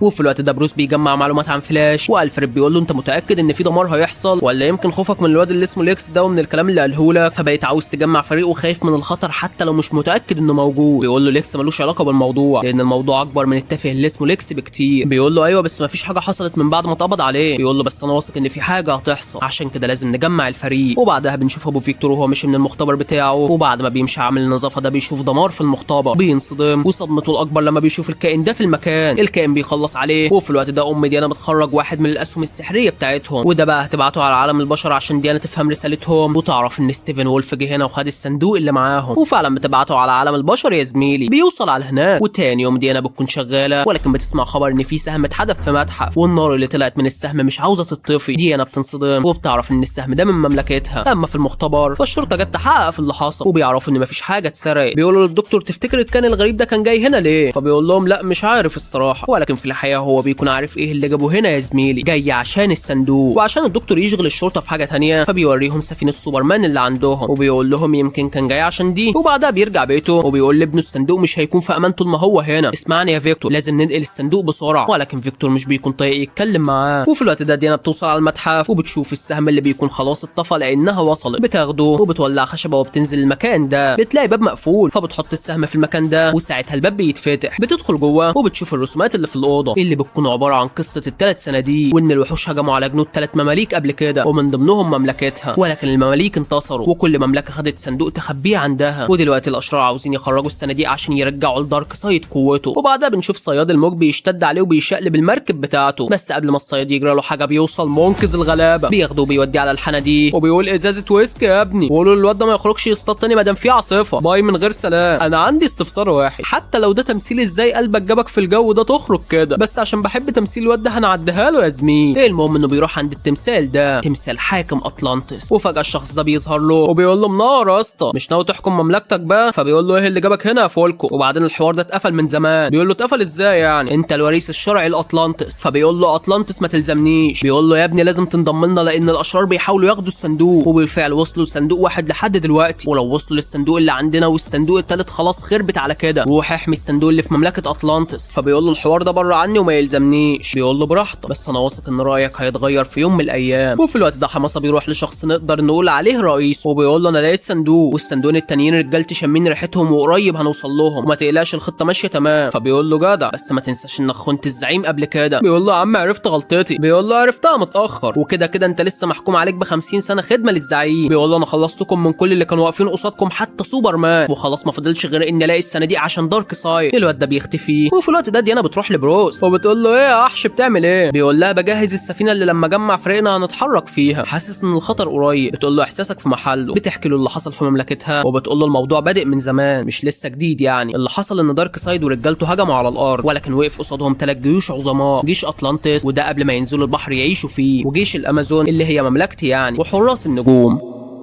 وفعلا يا زميلي دارك سايد كان مستعد يجيب الارض عليها واطيها، ولكن الجنود ما هبتش غضبه. في الوقت ده كان دارك سايد معاه ال3 صناديق، وعشان يستفيد من قوتهم كان لازم يجمعهم. وفعلا رجالته بداوا يجمعوا له ال3 صناديق اللي كان بيهم هيسيطر على العالم، ولكن الجنود هجموا عليه. ال3 مماليك اتحدوا مع بعض وفضلوا يخبطوا فيه هو وكل رجالته، ورغم جيش دارك سايد الكبير محدش فيهم قدر على البشريين. كانوا عاملين شغل جحيم، واللي كان بيقرب منهم ما كانش بياخد في ايديهم كتير. ورغم قوه دارك سايد برضك ما سدش معاهم، بالعكس ده اتفرم بكل سهوله قدامهم، لانه كلهم ضربوه مره واحده. وساعتها رجالته خدوا على السفينه بتاعته. اما المعلم ده فضرب ال3 صناديق بضربه واحده فككهم من بعضهم، وباقي الجنود قدروا يدمروا سفينه دارك سايد. لا وكمان خلصوا على كل جنوده، ولكن في مركبات تبع دارك سايد قدرت تهرب، بس هربوا بعد ما البشر انتصروا. وطبعا دارك سايد ما لحقش ياخد ال3 صناديق معاه، وكانوا الملوك عارفين ان ال3 صناديق دول خطر واسمهم الصناديق الام، وعشان كده ال3 ملوك قرروا يخبوا الصناديق عندهم ويحموها كويس. ديانا بتقول لبروس جيش اطلانتس خبى الصندوق بتاعهم تحت الميه، وجيشنا خبى صندوقه في معبد، وجيش نجوم السماء خبوا الصندوق تحت الارض، ولكن لحد دلوقتي في صندوق اتاخد، والصندوق ده من مملكتي، والدور جاي على المملكتين التانيين، ودلوقتي لازم انا وانت وباقي الفريق نتجمع. بيقول لها انا بحاول اجمع الفريق. بتقول له يا عم وانا هجمعهم معاه. وفي مدينه تانية بنشوف الشاب الكيوت باري بيشوف البنت دي وهي خارجه من محل الكلاب، والاتنين بيكونوا معجبين ببعض يا زميلي. المهم انه بيتكلم مع الست صاحبه المحل، وبيعتذر لها انه اتاخر على الشغل النهارده، بيكون اول يوم شغل ليه هنا. وفي وسط ما هو بيتكلم معاها بيكون سواق التريلا ده ماشي من الشارع، ولكن السندوتش اللي في ايده بيقع، بيوطي يجيبه من الدواسه ومش بياخد باله من الطريق. في نفس اللحظه البنت دي بتتحرك بعربيتها، ولكن سواق التريلا بيخبط فيها بيشقلبها. فلاش بيشوف كل حاجه بطيئه، وده بسبب سرعته يا زميلي. وشوف الابداع، بسرعه البرق بيخرج من المحل، وبلقطه سلو موشن من اللي قلبك يحبها بيلمس شعر حبيبته. لا اخلص يا رايق، بيحط واحده هوت دوج في جيبه وبينزل حبيبته على الارض في سلام. كل حاجه بترجع لطبيعتها، والبنت بتكون مصدومه من اللي حصل. الواد بسرعه البرق بيرجع على المحل، والست بتكون مصدومه بتقول هو في اللي كان لسه واقف قدامي دلوقتي. بتبص جنبها وبتلاقي الكلاب بتلعب معاه. بيقول لها مش قلت لك انا هنفع للشغلانه دي لان الحيوانات بتحبني؟ وطبعا هم حبوه بسبب الهوت دوج يا زميلي. المهم ان في الوقت ده جنود دارك سايد بيمسكوا فرسان من اطلانتس، وبياخدوا قائدهم وبيخترقوا عقله عشان يعرفوا مكان الصندوق التاني، وللاسف بيعرفوا مكان الصندوق. وفي الوقت ده ديانا بتكون قاعده مع بروس، وبتقول له اكوامان قال لك ايه؟ فبيقول لها رفض ابن الهرم، ولكن ما قداميش غير الواد ده سريع جدا وهيفيدنا. الاتنين بيحطوا ايديهم على الماوس في نفس الوقت. فبيقول لها انا اسف. بتقول له لا يا عم ولا يهمك. المهم يعني ان التالت هو سايبورغ مش كده؟ بيقول لها مظبوط، وسايبورغ ده فيكتور وانت عارفه ابو الصحاب. ولكن اللي ما تعرفوش ان في الفيديو اللي ديانا شافته في الجزء الاول وكان فيه دكتور بيعمل تجارب على واحد، كان الواحد ده هو فيكتور، وبعد التجربه اللي حصلت عليه وخلته بالشكل ده بقى اسمه سايبورغ. بيشوف العيال بتلعب في الشارع وبيفتكر لما هو كمان كان لعيب وكان دايما بيكسب فريقه، ولكن ابوه دايما كان مشغول في الشغل وما بيجيش يحضر مبارياته، وهو كان نفسه بيبقى وسط الجمهور ويشجعه. وبعد المباراه امه بتاخده عشان تروحه، وبتقول له خلاص يا حبيبي ما تزعلش ابوك مش فاضي النهارده. بيقول لها هو على طول مش فاضي، امتى هيفضلنا؟ وبطلي بقى تدافع عنه. بيعيط وامه بتحاول تهون عليه، ولكن فجاه في عربيه بتخبط فيهم، بيتنقلوا على المستشفى، ولكن امه بتموت وهو بيعيش، بس بيكون زي الميت، حالته بتكون خطيره جدا ومفيش احتمال 1% حتى انه يعيش. ابوه بيفضل يعيط وبيقول له مش هسيبك تموت يا ابني ما تخافش، هعمل اي حاجه المهم انك تعيش. وفي الوقت الحاضر ابوه بيقطع تفكيره وبيقول له انسى اللي حصل يا ابني وما تزعلش، وبعدين امك لو كانت عايشه كانت هتخليني اعمل معاك كده عشان تعيش. بيقول له لو كانت عايشه بقى امي ماتت بسببك. بيقول له انا عارف انك مش عاوز تسمع اي كلمه مني ولا حتى تبص في وشي، بس بما انك مش طايق تبص في وشي انا سايب لك التسجيل ده باسمعه. بيسيبه وبيمشي وفيكتور بيروح يسمع التسجيل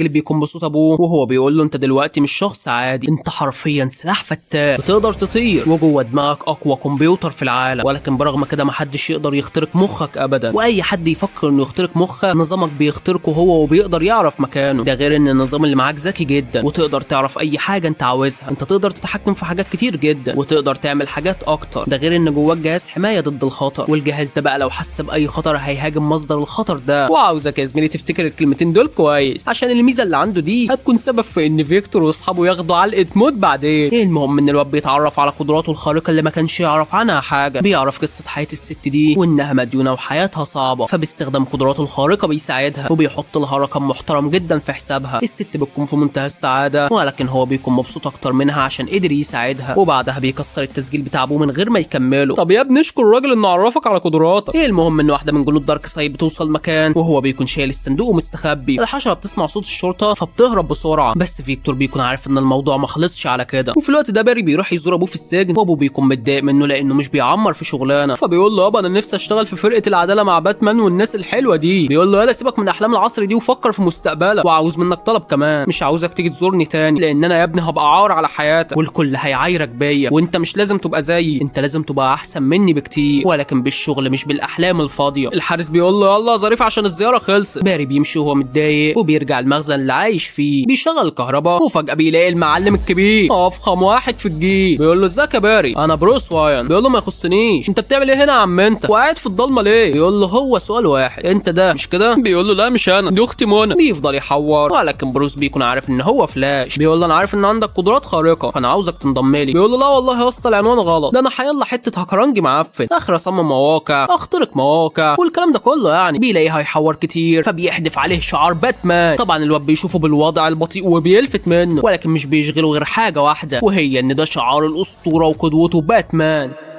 بيقول له انا مش مصدق نفسي انت باتمان. بيقول له اسمع يا حبيبي انا بجمع فريق من الابطال الخارقين. ما بيلحقش يقول له انا عاوزك معايا والواد بيقول له انا موافق اعتبرني خدامك من النهارده والنبي يا اسطى سيب لي البتاعه دي، ممكن تطلب لي بيتزا. وفعلا بيجيب له بيتزا وبياخده معاه. باري بيقول له سؤال يا اسطى والنبي هو انت ايه قدراتك الخارقه؟ فبيقول له انا غني. واضح يا حبيبي المرسيدس اللي انت راكبها قايله كل حاجه مش محتاجاك تقول. انا مش بحسد والله يا زميل بس بجد العربيه ملفته. المهم ان ديانا بتكون شغاله عشان توصل لمعلومات عن فيكتور ولكن الاجهزه كلها بتتهكر، وده لان زي ما قلت لك ابو الصحاب فيكتور عنده نظام قوي جدا بيعرف اي حد بيدور عليه وبيقدر انه يخترقه. بيعرض لديانا الموقع ده فبتفهم انه اخترق الجهاز بتاعها وساب لها رساله بالعنوان اللي هتقابله فيه. بتعرف انه شخص ذكي جدا وفعلا بتروح تقابله. ما شاء الله هو ليه كل اللي في الفيلم ده راكبين مرسيدس يا اخي؟ ده مفيش واحد فيهم راكب عربيه ميتسوبيشي او بيجيو حتى. بس انا يا زميلي مش بحسب. المهم ان فيكتور بيجي لها وبيقول لها كنت بتدوري عليا ليه يا ديانا؟ بتقول له كويس انك عارفني وفرت عليا كلام كتير، انا محتاجه مساعدتك او بمعنى اصح العالم هو اللي محتاج مساعدتك. بيقول لها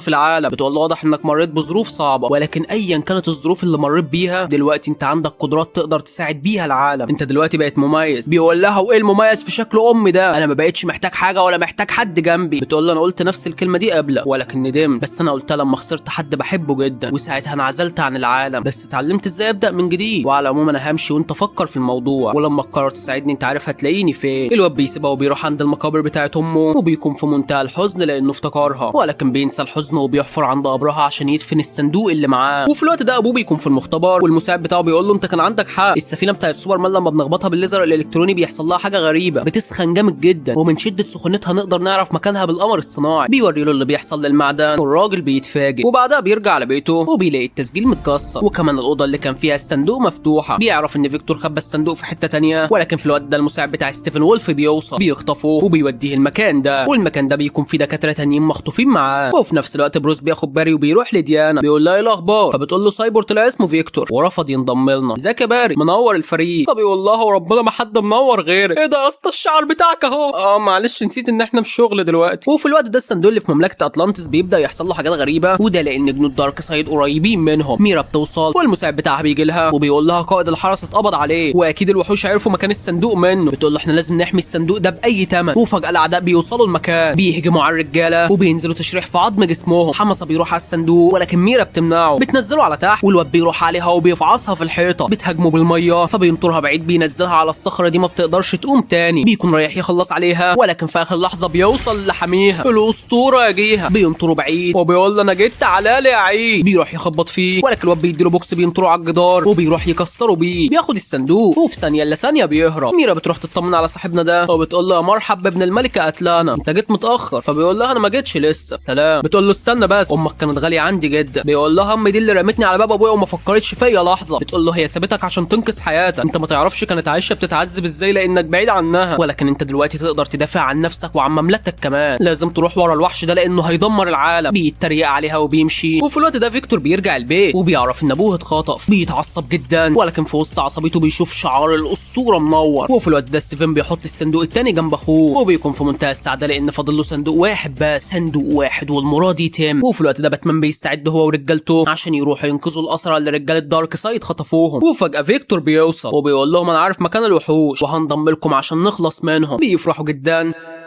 وفعلا كلهم بيتحركوا وبيوصلوا المكان. الفريد بيعرفهم يمشوا ازاي، واول ما بيوصلوا المكان ده بيسمعوا ستيفن وولف وهو بيستجوب الناس دي عن مكان الصندوق التالت. فلاش بيقول لاصحابه لو سوبرمان هنا كان طح في الواد ده وعلمه الادب. صحيح بعد ما الاسد بيغيب الغابه بتسيب. في الوقت ده ابو فيكتور بيقول لستيفن وولف سيب الراجل هو ما يعرفش حاجه. فبيقول له يبقى انت اللي تعرف، ده حتى ريحه الصندوق فيك اكتر منهم. فيكتور بيقول له سيب ابويا يا ابن الارمه. بيضربوه وبينزل عليه بغله. بيقول له ابو انت كويس؟ الرجاله بالكل لسه هتهاجموه ولكن ديانا بتنزل على اول واحد بتخترق بيه الحيطه. حماسه بيقول لها انت الامازونيه، لكن واضح انك اقوى من شعبك كله. بتقول له معاك حق، تعالى بقى اجرب قدراتي. بتدخل عليه والبت ما بتاخدوش على الهادي. الجنود بتحاوطها والبت داخله فيهم ولا حد قادر يهودها. البت لسه بصحتها. اخيرا الرجاله بتبدا تتحرك وكل واحد فيهم بيعمل اداء فاخر. العيال معاهم بتوجب من الاخر والسعد والتاخر. بيركبوا السفينه بتاعتهم عشان يتحركوا وفي نفس اللحظه الرجاله بتكاتر على ديانا. ما يعرفوش ان في ظهرها ابو دماغ تعبانه. بيحضر بالسفينه الهيمانه بيخبط فيهم، قصدي بيدكهم بامانه. السيف بتاع ديانا بيقع، بتنزل تجيبه ولكن بتكون في خطر. بس فلاش بيحضر وبيروح عليها بيبص لها السيف بتستلمه. وصاحبنا ده بياخد خبطه محترمه عشان يبقى يعمل فيها رومانسي قوي. بس حقه بصراحه، مين يقف قدام دي وما يعملش رومانسي؟ المهم سيبنا من الهزار لان العركه اشتدت. ديانا بتدي الواد ده واحده بتنطره بعيد والواد بيعرف انه مش هيسد معاها. في نفس اللحظه الرجاله بتتكتر على فلاش ولكن ديانا بتوجب معاهم بتنقذه. وقبل ما الواد ده يصطادها بيكون فارس الليل منيمه. فيكتور بيروح يركب السفينه بتاع باتمان وبيبدا يتحكم فيها بقدراته الخاصه. يا جدعان بيتيح في حماسه وبيديله صاروخ الواد بيصده وبيضربه في انابيب الصرف. بيختفي من المكان والميه بتبدا تخرج من كل حته. ولكن مع الميه خارج الدبابه واسطوره الغلابه اكوامان بيحوش الميه عنهم وبيديهم فرصه عشان يتحركوا بسرعه. وفعلا بيبداوا يطلعوا من المكان. وبعدها ديانا بتتكلم مع صاحبنا ده وبتقول له ايه اللي جابك؟ فبيقول لها ستيفن وولف ابن الهرمه خد الصندوق اللي عندنا. بتقول له خد اللي عندنا احنا كمان. طب يا ترى فين الصندوق الثالث؟ فيكتور بيحضر وبيقول لهم الصندوق الثالث مع العبد لله. وفي الوقت ده ستيفن وولف بيقول لدي سايد انا عاوز اقابل الزعيم. وفعلا دارك سايد بيوصل وبيقول له عاوز ايه؟ فبيقول له كوكب الارض، المكان اللي انت نزلت فيه قبل كده. المكان ده فيه قوه جباره تغنينا عن ال3 صناديق. فبيقول له يبقى لازم اروح على هناك. لما ارجع قوتي الارض مش هتستعصى عليا. ما تنساش اني دمرت 100,000 عالم قبل كده ولكن الارض الوحيده اللي عرفت تقف قصادي. بس هانت وكل حاجه هترجع زي ما كانت.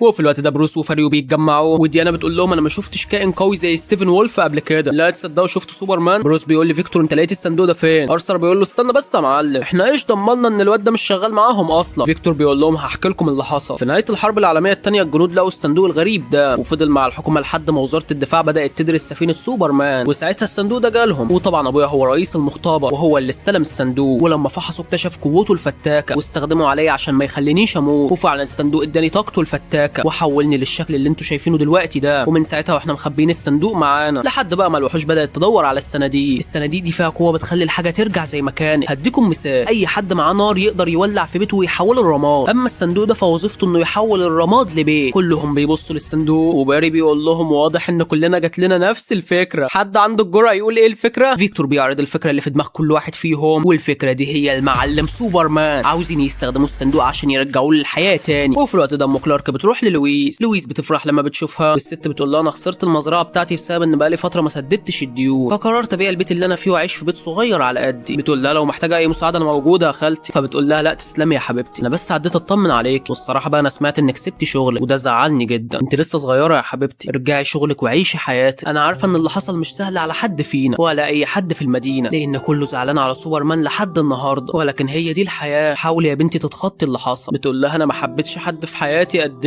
ابنك وحشني قوي. فبتقول لها وحشنا كلنا يا حبيبتي، بس انت لازم تعملي اللي قلت لك عليه، وصدقيني ده هيفرح كلارك في تربته. بتسيبها وبتمشي، وبعد ما لويس بتقفل الباب الست عينيها بتكون غريبه، لان دي مش ام كلارك، ده مخلوق كريبتوني يا زميلي بيتحول لشكل العقيد ده وبيمشي من المكان. اما فريق باتمان فبيبداوا يفكروا ازاي هيستخدموا الصندوق عشان يصحوا سوبرمان تاني، وعشان يشغلوه بيكونوا محتاجين مصدر طاقه قوي، ولكن في منهم اللي بيكون قلقان لا رجوع سوبرمان يبقى زي عدمه وما يقدرش يتصدى للاشرار. بروس بيقول لهم غلطانين يا جدعان، ما تنسوش ان الكلاب دول ما يقدروش يتحركوا غير لما سوبرمان مات، ودلوقتي انسب مكان ننفذ فيه خطتنا هو سفينه سوبرمان. وفعلا بيبداوا في تنفيذ خطتهم، بيروحوا يخرجوا جثه كلارك. وباري بيقول لفيكتور ايه رايك في ديانا اصلا، تفتكر هتوافق بيا ولا هتقول اني اصغر منها؟ بيقول له يا ابني دي عندها 5000 سنه، يعني اي راجل في العالم اصغر منها. بيقول له طب بتكسر بنفسي ليه يا اسطى؟ وفي الوقت ده بروس بيكون قاعد مع الفريد اللي بيقول له انت واثق من اللي هتعمله ده؟ يعني من بعد موت كلارك وانت بتنفذ وعدك ليه وبتجمع فريق وبتحقق العداله وبتعمل حاجات كتير، مش كفايه كده؟ فبيقول له لا مش كفايه، انا مبسوط باللي انا بعمله وهنبسط اكتر لما ارجع كلارك، ده انا عشت مشايل نفسي ذنب اللي حصل له، ولكن خلاص كل حاجه هترجع زي ما كانت. وفي الوقت ده ابو فيكتور بيكون ماشي من المختبر، وفي نفس اللحظه الفريق الجبار بيكون رايح على المختبر لان هو اللي فيه سفينه سوبرمان يا زميلي. وفعلا بيوصلوا على المختبر، وفيكتور بيخترق جهاز الامان وبيعديهم، بيدخلوا جوه، وبروس بيجي لهم وبيقول لفيكتور فضلنا المكان بقى، وفعلا باستخدام قوته بيشغل الانذار، وبكده المفروض كل اللي جوه يسيبوا المبنى ويخرجوا. ابو فيكتور بيكون عارف ان اللي حصل ده مش طبيعي، فبيقول لهم يا جدعان ما تخرجوش، ما حدش بيسمع له، وهو بيحاول على قد ما يقدر يوقف الانذار. بيكلم رئيسه وبيقول له ده انذار كاذب يا فندم، ما بيكملش كلامه، وبيلاقي ابنه قدامه مع باقي الفريق بيعرف اللي ناويين يعملوه، فبيكمل كلامه مع رئيسه وبيقول له معلش ده انا اللي فهمت غلط، الانذار كان صحيح، اخلوا المكان كلكم ومحدش يفضل هنا. فيكتور بيقول له تسلم.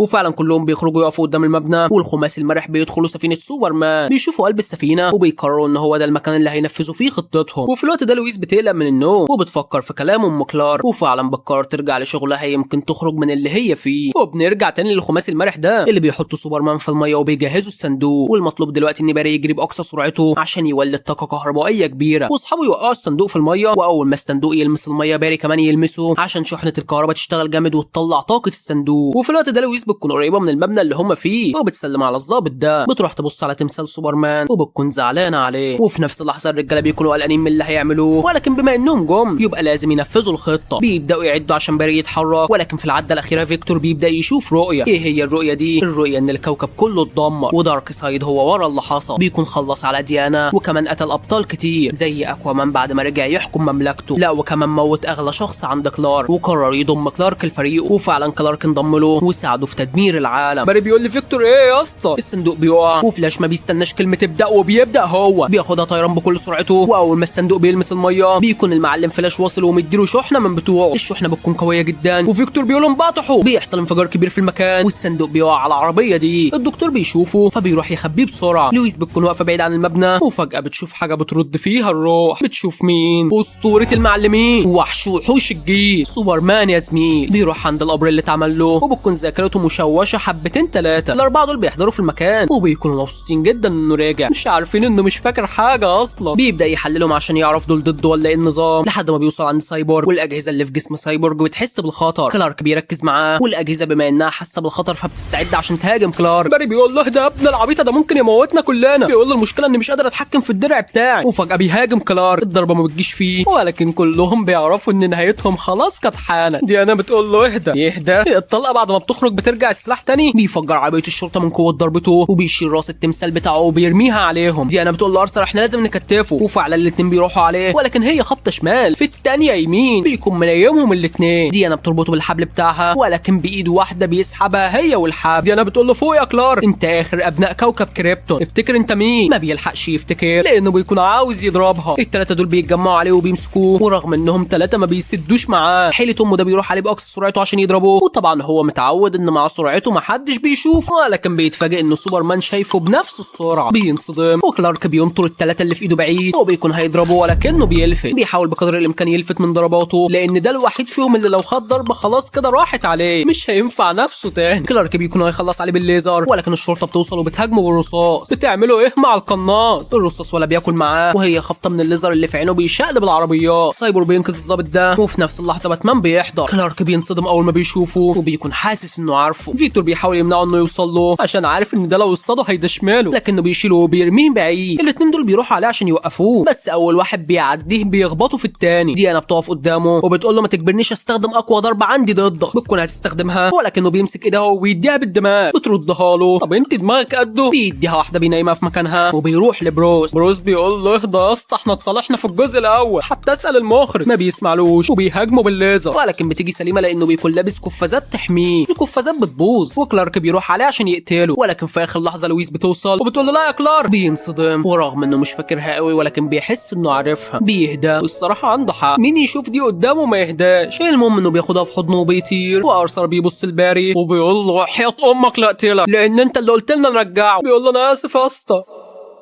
وفي الوقت ده ستيفن بيوصل المكان. ديانا بتقول لفيكتور الصندوق فين؟ الصندوق بيكون مع ابويا زميلي. بيكون عارف ان ستيفن وولف وصل المكان، فبيحاول يعمل حاجه على الصندوق بسرعه، ولان مفيش وقت فبيحبس نفسه بالصندوق جوه الاوضه دي. وقبل ما ستيفن وولف يدخل له فيكتور بيوصل المكان وبيقول له انت بتعمل ايه؟ اوعى تعملها. ولكن ابوه بيعملها وبيشغل الليزر. الليزر بيضرب في الصندوق وبينطره في كل حته في الاوضه. الراجل بيتدمر بسبب الليزر وبيتحول لجزيئات صغيره. ستيفن وولف بيضرب فيكتور وبيدخل الاوضه ياخد الصندوق. بيلاقي فريق الابطال وصلوا، فبيقول لهم من دلوقتي بدأت النهاية. بيسيبهم وبيهرب، وهم بيكونوا مصدومين ان الصندوق التالت اتاخد. وفيكتور بيكون في منتهى الحزن على ابوه اللي مات قدام عينه وما قدرش ينقذه. ارثر بيقول لديانا كل ده بسببنا، فبتقول له كان لازم نرجع سوبرمان وما تنساش اننا لسه محتاجينه. فبيقول لها اللي رجع ده مش سوبرمان، ده مش في وعيه اصلا. بروس بيحضر وبيقول له غلطان يا ارثر، ما تنساش انه بدأ يفتكر لويس وقريب هيفتكر كل حاجه، بس دلوقتي احنا لازم نعرف فين مكان ستيفن وولف. فيكتور بيسيبهم وبيدخل الاوضه اللي ابوه مات فيها، ولما بيشوف الكلام اللي على الحيطه بينصدم لانه فهم كل حاجه. بيقول له اصحاب ابويا كان عارف ان الصندوق كده كده هيتاخد، فكان بيسخنه بالليزر عشان درجه حرارته تعلى جدا. بروس بيقول له فهمتك، ابوك ضحى بنفسه عشان يخلي الاجهزه بتاعتنا تقدر تكشف مكان الصندوق، لان الصندوق دلوقتي حرارته عاليه جدا ونقدر نكشف مكانه بالقمر الصناعي. بيقول له طب يلا بينا يا وحش عشان نوصل لستيفن وولف والكلب اللي مشغله. اما كلارك فلويس بتاخده على بيته القديم وبتقول له فاكر المكان ده؟ فبيقول لها الصراحه لا، ولكن حاسس اني مرتاح فيه. بتاخده جوه البيت اللي بيكون لسه فيه الحاجه بتاعته. بتقول له امك مش عايشه هنا دلوقتي لانها اتاخرت في دفع الاقساط، فعشان كده كان لازم تسيب البيت، بس ما تقلقش انا هكلمها وهخليها تيجي تشوفها. بتلبسه قميصه القديم، فبيقول لها تصدقي بدات افتكر حاجات. بيكون فرحان جدا. وفي الوقت ده باتمان بيرجع المختبر بتاعه بواحد زياده، ايه اللي هو ارثر يا زميلي. الفريد بيقول له مش كتير كده يا اخينا، انت كل ما بتمشي بترجع لي بواحد زياده، ما تخليك هنا احسن. بيقول له اعمل الشاي وحصلني. بيدخلوا يفتحوا الاجهزه بتاعتهم وبيتبعوا مكان الصندوق التالت. بيوصلوا لمكانه، ودلوقتي بعد ما عرفوا المكان بيكونوا عاوزين يفكروا في حل يخلصوا بيه من الصناديق. فيكتور بيقول لهم الكلاب دول هيحاولوا يجمعوا الصناديق ببعضها، والصناديق هتحتاج قوه كبيره تفصلها، وبما ان قوتي من قوه الصناديق فانا هحاول افصلها. دي انا بتقول له لا طبعا انت كده هتضحي بنفسك. بيقول لها مش مهم، طب ما ابويا ضحى بنفسه وكل ده في سبيل انقاذ العالم، انا دلوقتي ما عنديش حاجه اخسرها يبقى لازم اضحي. باري بيقول لهم طب يا شباب بما ان فيكتور حلف بالطلاق انه يموت يبقى كده قدامنا حاجتين، الحاجه الاولى ان نحارب جيش الشياطين، والحاجه الثانيه ان بقوتي اعمل مجال كهرباء كبير عشان ازود فيكتور بالطاقه. بروس بيقول لهم توكلنا على الله يا رجاله. وفي الوقت ده كلارك بيكون واقف في ارضه ومبسوط جدا. بيقول لها الخاتم اللي امي اديتهولك عجبك يا لويس؟ بتفرح جدا انه افتكر كل حاجه. وكلارك بيقول لها الحياه ادتني فرصه ثانيه ووحياتك عندي ما هضيعها. في الوقت ده امه بتوصل وبتنزل من العربيه وهي مش مصدقه نفسها، ابنها رجع لحضنها تاني. وما بالك باللقاء ده يا زميلي، بتاخده في حضنها والسعاده اللي فيها ما بتكونش في حاجه. كلارك بيقول لهم انتوا وحشتوني جدا، ولكن دلوقتي لازم اسيبكم عشان اشوف الفريق عاوز مني ايه، اكيد هم مرجعيني لسبب. وفي الوقت ده فيكتور بيكون متضايق، وارثر بيقول لباري الواد ده صعبان عليا قوي. فبيقول له تصدق يا اسطى افتكرت الموضوع مش فارق معاك. بيقول له لا يا جدع ده انا اكتر واحد حاسس بيه. بروس برضك بيكون متضايق، وديانا بتقول له مالك. بيقول لها بغض النظر اني زعلان على حاله الواد فيكتور، بس انا حلمت حلم مخليني مش فاهم حاجه. الحلم ده انا مش لسه حلمه النهارده، الحلم ده انا حلمته زمان. الحلم ده كان العالم كله متدمر فيه، والواد باري ظهر لي وانا قاعد هنا وقال لي لويس هي المفتاح. بتقول له هي بالفعل مفتاح قلب سوبرمان. بيقول لها لا انا حاسس ان الموضوع اكبر من كده. الفريد بيقول له تعالى يا اسطى. بيكون جهز له السفينه، ولكن بعد ما طور فيها كلهم بيجهزوا وبيركبوا السفينه وبيتحركوا.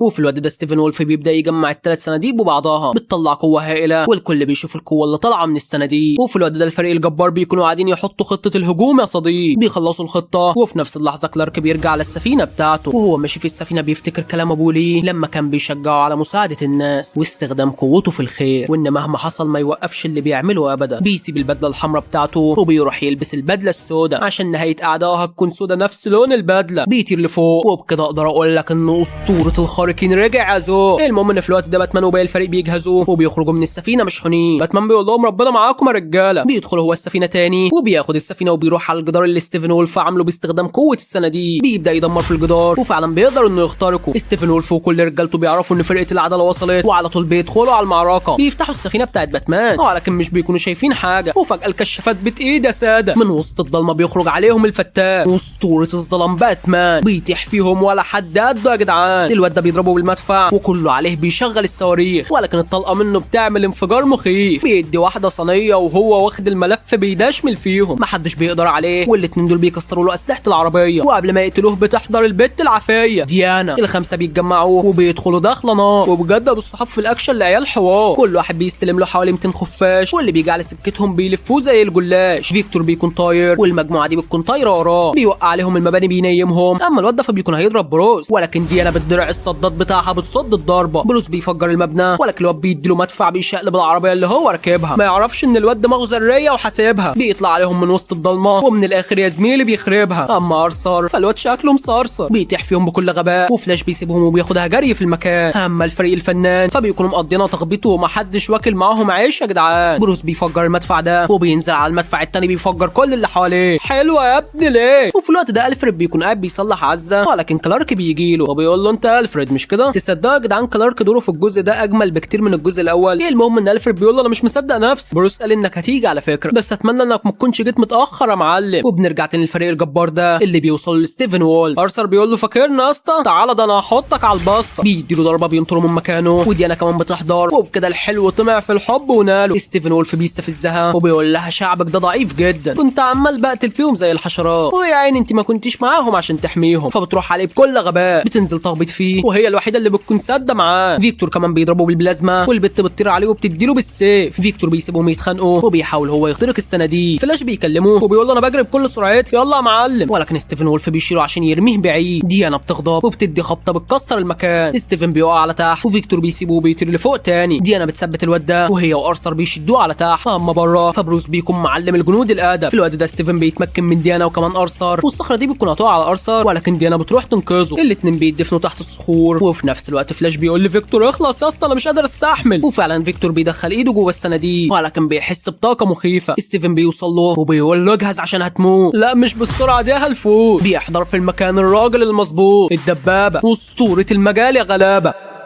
هي نفخه في البلطه بيكسرها، يا عيني على الفخامه ومنظرها. تعالى يا زميل. بيدخل عليه وهو ده اللي بيسد معاه بامانه. الواد يا زميلي دماغه تعبانه. ديانا بتكون في منتهى السعاده بوصوله وبتدي الواد ده واحده بتطيره. ارثر بيديله الثانيه بيحيره. كلارك بيروح عليه وبالثالثه بيشلفط منظره. تعالى يا ابني لسه ما خلصناش. بيستخدم الليزر بتاعه وبيقطع له قرن من قرون الفتى الرشاش. وفي الوقت ده فلاش بيكون بيجري بكل سرعته، ولكن الواد ده بيلب واحده في جنبه بينيمه. فلاش بيتصاب جامد، وقبل ما الواد ده يكمل عليه باتمان بيقتله. بيكلم فلاش وبيقول له انت بخير يالا؟ الواد بيعيط من شده الالم وبيقول لبروس انا تعبان قوي يا اسطى، بس اديني كام ثانيه وانا التعوير بتاعتي دي هتتعالج لوحدها. وفي الوقت ده كلارك بيكون نازل فوق ستيفن وولف وبيديله بالبنيات مش رحمه. الكل بيكون في منتهى السعاده، ولكن فجاه البوابه دي بتتفتح ومن وراها بيظهر دارك سايد. الصناديق بتقف وفيكتور بيقول لهم ما لحقناش كده مش هنعرف نفكهم ابدا. وفجاه في طاقه بتطلع من الصناديق بتدمر كل حاجه وبتموت الكل. وساعتها فلاش بيدوس على نفسه وبيجري باقصى سرعته عشان يرجع الزمن تاني. وفعلا يا زميلي هو ده اللي بيحصل. الواد بيفتكر ابوه وبيقول له كان نفسي تبقى فخور بيا يابا، وتعرف ان انا دلوقتي شغال مع فريق العداله وبعمل ايه عشان انقذ العالم. بيجري بكل سرعته ومع كل خطوه منه الزمن بيرجع ثانيه، كل حاجه بتبدا ترجع زي ما كانت. وفلاش بيوصل لفيكتور في اللحظات الاخيره وبيمده بالطاقه، وفجاه فيكتور بيدخل جوه عقله وبيشوف نفسه وهو بني ادم طبيعي. ابوه وامه بيكونوا واقفين جنبه وبيقولوا له يلا حبيبي تعالى لنا انت مستني ايه. الواد بيكون في منتهى الحزن، ولكن في اخر لحظه بيشغل دماغه وبيقول لهم انتوا مش حقيقيين، وانا بقيت كويس دلوقتي ومرتاح مع شخصيتي الجديده. جديده بيخليهم يظهروا هويتهم الحقيقيه، وبيقدر انه يرجع لارض الواقع ويحاول يفك الثلاث صناديق من بعضهم. بيقول له سوبرمان زقه معاه يا اخويا، وفعلا سوبرمان بيروح يساعدهم وبيقدروا يفصلوا الثلاث صناديق عن بعضها. ستيفن بينصدم ولكن ما بيلحقش يعمل حاجه لان ارثر بيكون ملبسه السيخ مش شايفها خفيف. كلارك بيروح عليه بسرعه البرق وبيديله خبطه بينطره على البوابه، ولكن لسه ما خدتش طارها منه الدبابه بتطير عليه وهي خبطه بتفصل راسه عن جسمه يابا. بتبعته الناحيه الثانيه على حتتين والسته بيقفوا قدام دارك سايد اسود ومستعدين يواجهوا في اي وقت وفي اي مكان. دارك سايد بيغضب ولكن دي سايد اخوه بيقول له ما انا قلت لك بلاش ستيفن وول، قلت لك هيفشل ودلوقتي انسى انك تاخد الصناديق تاني. فبيقول له مش مهم الصناديق، جهز كل رجالتنا عشان هنستخدم طريقتنا القديمه تاني وهنرجع مجدنا من اول وجديد.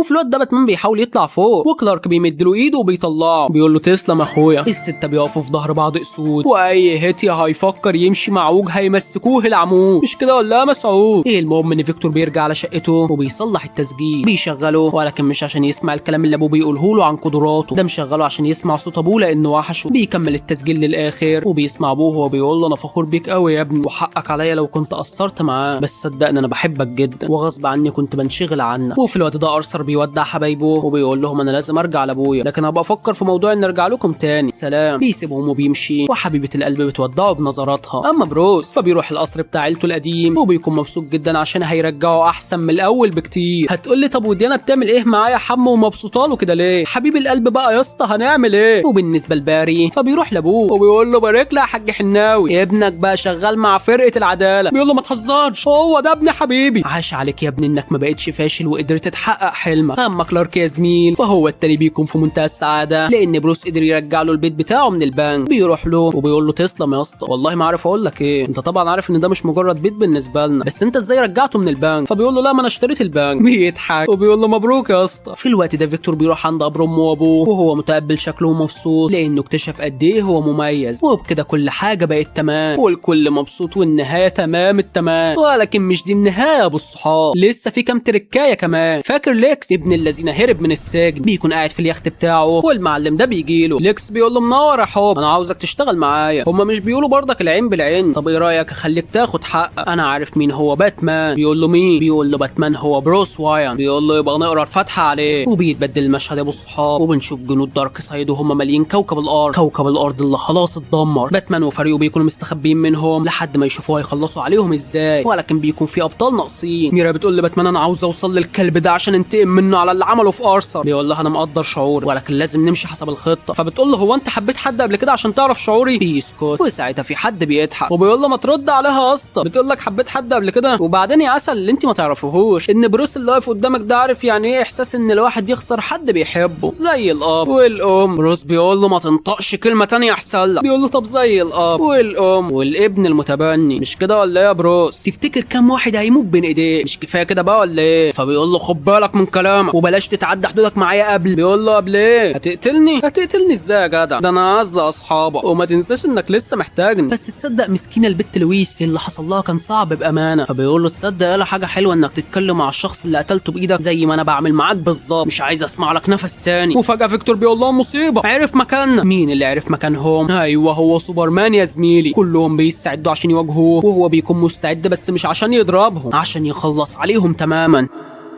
بروس بيفوق من الحلم وبيكون مخضوض ولما بيخرج بره بيلاقي الشخص ده جاي له، بيكون هو نفس الشخص الكريبتوني يا زميلي. بروس بيقول له امر اقدر اساعدك بحاجه؟ فبيقول له انت عارف كويس ان دارك سايد مش هيسيب الارض في حالها واحنا لازم نلاقيه قبل ما هو يلاقينا، في حرب كبيره جدا هتقوم. بيقول له برضك ما قلتليش انت مين؟ فبيقول له مش مهم، المهم ان ليا دور في الحياه دي ودوري هو ان احارب الشر، وجاي لك انت بالذات لان قلبك طيب وقدرت توحد كل الابطال الخارقين عشان تحاربوا الشر زي ما انا ابوك فخور بيك جدا. انا همشي دلوقتي ولكن هفضل على تواصل معاك عشان اعرفك ايه اللي هيحصل، ويا ترى ايه اللي هيحصل وايه اللي مستنيهم يا زميل. وهنا بينتهي الجزء الثاني والاخير. لحد دلوقتي مفيش اي معلومات انهم شغالين في الجزء الثالث من الفيلم، بس زي ما انت عارف يا زميلي لو نزلوا الجزء الثالث هكون اول واحد ملخصه، ولو حاببني انا انزل لك حبه افلام ابطال خارقين وبكتب لي في الكومنتات عشان انزلهم لك وبس كده. اتمنى يا زميلي تكون استمتعت معايا وتنزل في الكومنتات تقول لي تلخيصك حكايه وتشترك في القناه وتفعل زر الجرس عشان يجيلك اشعار باي فيديو ينزل هنا، وخش على قنواتي اللي في الوصف هتلاقي عليها شغل فخر من الاخر يا عمنا. والى اللقاء مع كل جديد. سلام.